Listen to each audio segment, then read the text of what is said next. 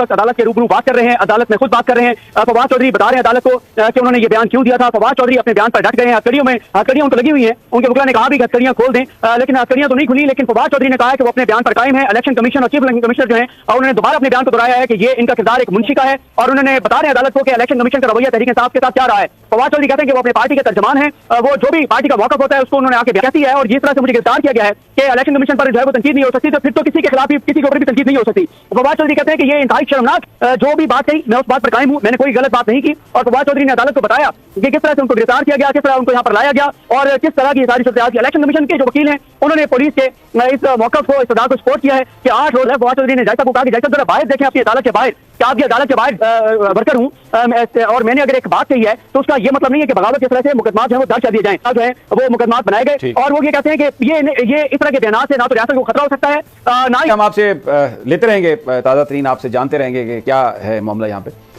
हारून साहब, ये आप ये जो बयान वो तो कायम है उस पर